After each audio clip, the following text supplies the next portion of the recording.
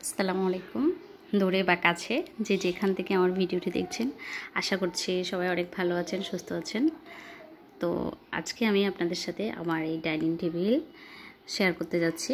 আমাদের ডাইনিং টেবিলটা খরচ কত পড়েছে প্লাস কয় সিটের, সেটাই আমি আপনাদেরকে দেখাবো। তো আমাদের এই ডাইনিং টেবিলটা হচ্ছে আপনার 8 সিটের।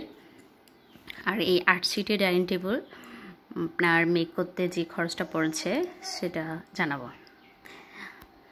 আর এই কাঠটা কিসের সেটাও আজকের ভিডিওতে থাকবে। তাহলে শুরু করা যাক। ডাইনিং টেবিল আপনার কয় সিটের, প্রথম প্রশ্ন হচ্ছে সেটা। এটা হচ্ছে 8 সিটের। আর এটা আপনার কি কাঠের, সেটা হচ্ছে জাম আর 81 কাঠের। আর দ্বিতীয়ত হচ্ছে আপনার এটা খরচ কত পড়েছে। এটা আসলে ঘরের গাছ ছিল কিছু, আর এছাড়া 37,000 টাকা মতো পড়েছে এই পর্যন্ত।